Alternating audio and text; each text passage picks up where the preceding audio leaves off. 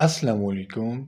Hope so all of you will be doing great. In today's video, we are going to talk about Pakistan Air Force Test Preparation 2026 part number 5. अगर आप लोगों ने previous 4 parts नहीं देखे सबसे पहले मैं आपको recommend करूंगा कि ये आप जो 4 parts मैंने upload किए हैं आप इसको watch कर ले, इससे आपको बहुत ज़्यादा फ़ायदा होगा। तो चले आज का पार्ट स्टार्ट करते हैं और तमाम एमसीक्यूज़ को डिटेल्स के साथ कवर करते हैं। First MCQ is the line passing through the centre of the circle is called. सबसे पहले मैं यहाँ पर सर्कल ड्रॉ कर लेता हूँ ताकि मैं आपको ये समझा सकूँ। अगर मैंने कहा कि हमारे पास एक सर्कल है, अब वो लाइन जो इस सर्कल से बिल्कुल पास होता है, इसके सेंटर से पास होता है, ये इसका सेंटर है। तो अगर लाइन यहाँ से पास हो रहा है या फिर यहाँ से पास हो रहा है लेकिन सेंटर को क्रॉस कर रहा है, तो इसको हम नाम देंगे डायमीटर का। कुछ और भी चीज़ें हैं जो यहाँ पर मैं आपको समझाना चाहता हूँ। कॉर्ड क्या है? कॉर्ड का मतलब ये होता है, अगर मैं कहूँ कि हमारे पास, मैं इसको रिमूव कर लेता हूँ यहाँ से, अगर मैं कहूँ कि ये सेंटर का ए पॉइंट है सर्कल का और ये पॉइंट बी है, अगर ये दोनों इंटरनली एक दूसरे को इस तरीके से टच कर रहे हो लेकिन बाहर ना जा रहे हो, तो फिर ये होगा कॉर्ड। रेडियस क्या होता है? रेडियस का मतलब ये होता है कि ये जो आपके सर्कल का सेंटर है, ये वाला पॉइंट, इस सर्कल से, इस सेंटर से सर्कल के यहाँ तक का फासला, यहाँ तक का फासला, यानी the centre from the radius of the centre to the outside of the circle, it is known as radius.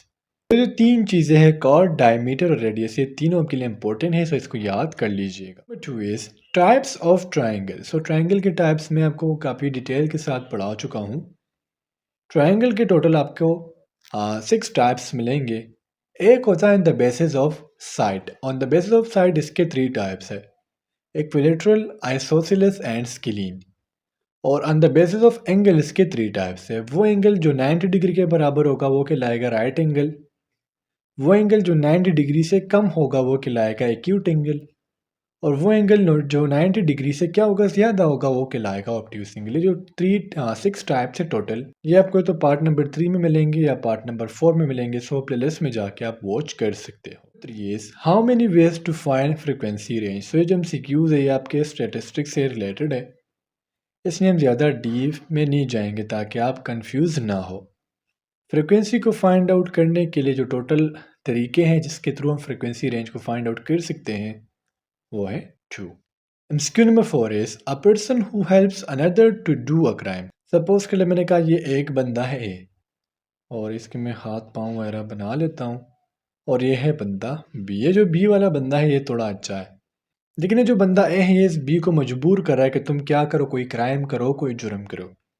तो इस ए को हम क्या नाम देंगे? कानूनी तौर पर इसको हम नाम देंगे अकॉम्प्लिस का, क्योंकि इसमें क्या होगा, पूरा पूरा शामिल है। Screen number 5 is which uranium atom undergoes fission readily.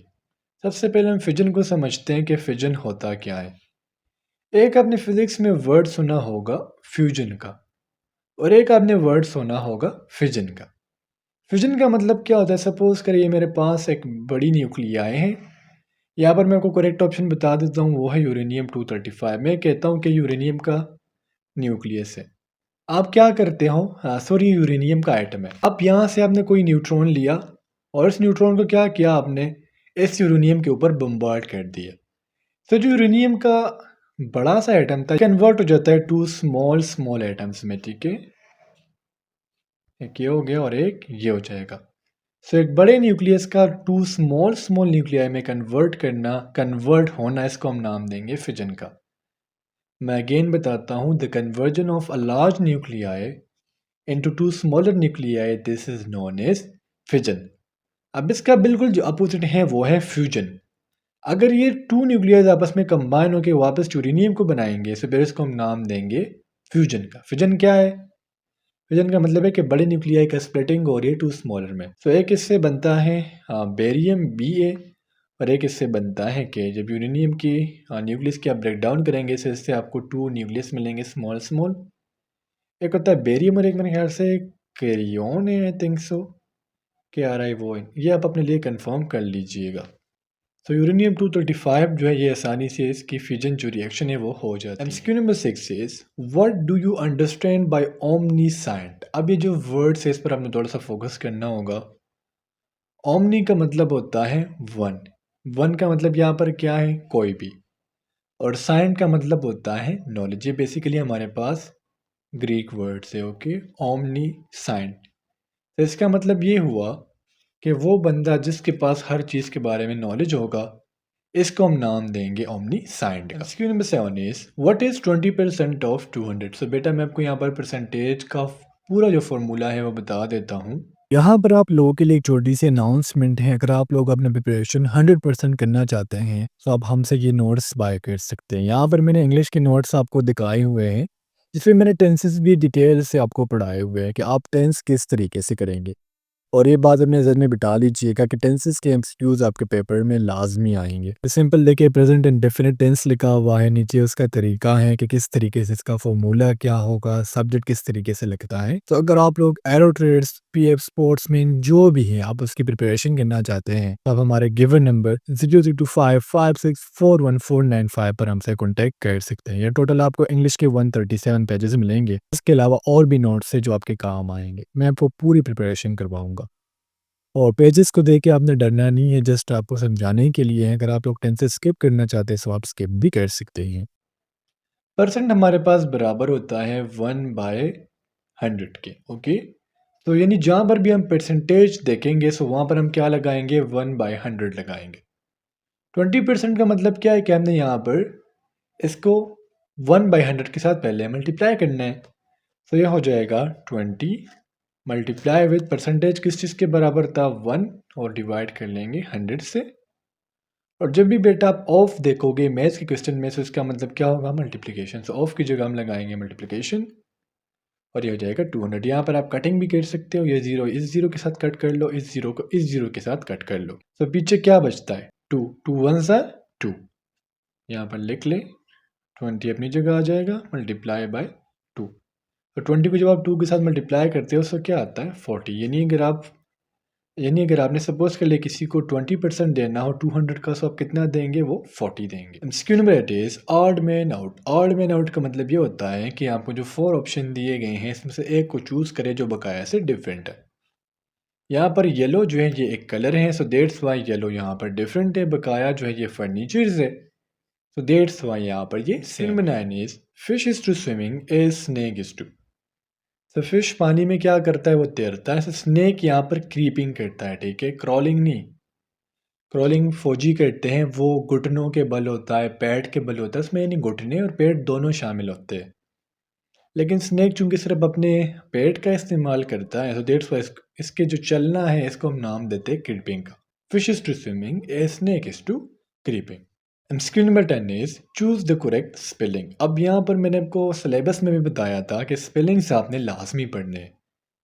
اب یہ اسپیلنگ ہم نے بتانا ہے embarrass کا. اب ویسے تو آپ کو آپشن سی اور آپشن بی یہ دونوں کریکٹ لکھیں گے، لیکن یہاں پر جو آپشن بی ہے یہ کریکٹ آپشن ہے. embarrass کا جو اسپیلنگ ہے وہ ہے EMBARRASS. MCQ number 11 is I saw blank owl. یہاں پر میں آپ کو آرٹیکلز انشاءاللہ کمپلیٹ ڈیٹیل سے پڑھا لوں گا. آرٹیکلز کے آپ کو 2 ٹائپس ملتے ہیں، ایک ہوتا ہے ڈیفینٹ آرٹیکل اور ایک ہوتا ہے انڈیفینٹ آرٹیکل. ٹھیک ہے، ڈیفینٹ آرٹیکل اور انڈیفینٹ آرٹیکل.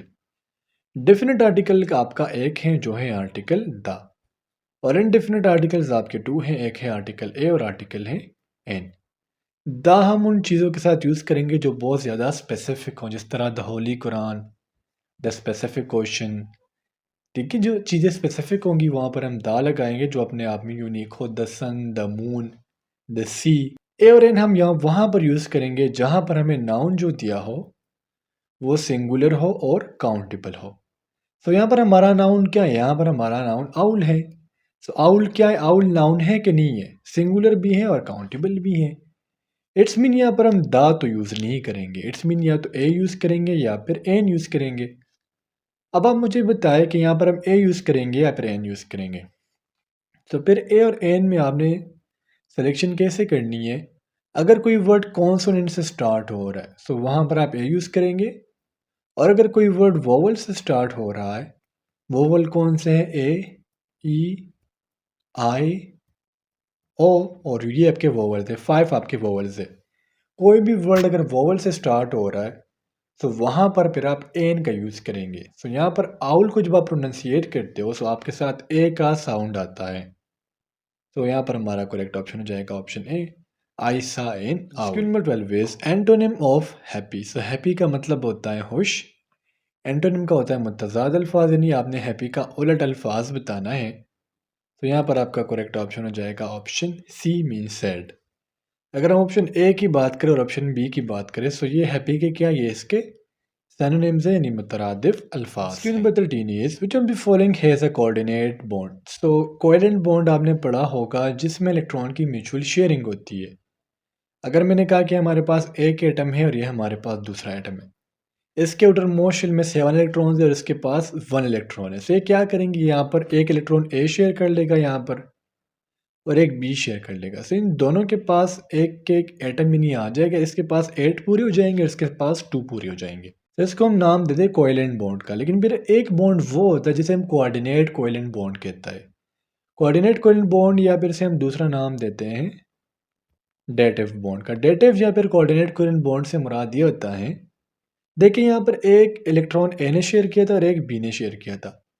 کوآرڈینیٹ کویلنٹ بونڈ میں کیا ہوگا کہ دونوں جو الیکٹرانز ہوں گے وہ ایک جگہ سے آئیں گے. تو اگر یہاں پر اے اپنے دونوں الیکٹرانز شیئر کرتا ہے، ٹھیک ہے، بی نے شیئر نہیں کیا، پھر اس کو ہم کیا نام دیں گے، کوآرڈینیٹ کویلنٹ بونڈ کا نام دیں گے. جو NH3 BF3 کے درمیان بونڈ ہے یہ کوآرڈینیٹ کویلنٹ بونڈ کی ایگزامپل ہے. Number 14 is the instrument used to measure blood pressure. سو اگر ہم ECG کی بات کریں تو اسے یوز کیا جاتا ہے ہارٹ کو ڈیٹیکٹ کرنے کے لیے. جو ہارٹ کی جو کرنٹ ہوتا ہے، جو اس کی وائبریشنز ہوتی ہے، اس کو ڈیٹیکٹ کیا جاتا ہے. ٹیتھوسکوپ تو یہاں پر بالکل بھی اسٹیتھوسکوپ ہوتا ہے جس سے ہم ہارٹ کے اوپر رکھ کے بلڈ پریشر وغیرہ میں اس کی تھوڑی سی رول ہوتی ہے. اور اسپیگمو میٹر جو ہوتا ہے اس سے ہم کوریکٹیولی کیا کرتے ہیں، بلڈ پریشر کے پریشر کو دیکھتے ہیں کہ اس ٹائم پر جو وین کے اندر خون بہہ رہا ہے اس کی سپیڈ کیا ہے. Last MCQs is mercury is used in thermometer because تو آپ نے پارے کو دیکھا ہوگا تھرمومیٹرز میں، اس میں تمام کوالٹیز ہوتی ہے. It remains liquid. آپ مرکری کے ساتھ یہ ایک ایسا میٹل ہے جو روم ٹمپریچر پر آپ کو لیکوڈ میں ملے گا، بقایا سب سالڈ فارم میں ہوتے ہیں. پھر روم ٹمپریچر پر آپ ٹمپریچر کے ساتھ کچھ بھی کر لو یہ لیکوڈ ہی رہے گا. اس کی ایکسپینشن جو ہے وہ یونیفارم ہے اور یہ اوپیک بھی ہیں، آپ اس کو آسانی سے ڈیٹیکٹ کر سکتے ہو. اور چوتھی بات یہ کہ گلاس کے ساتھ سٹک بھی نہیں ہوتا. تو اسٹوڈنٹس یہ تھے آپ لوگوں کے آج کے MCQs. امید کرتا ہوں آپ کو تمام MCQs کلیئر ہوئے ہوں گے. انشاءاللہ نیکسٹ ویڈیو میں ملتے ہیں. اللہ حافظ.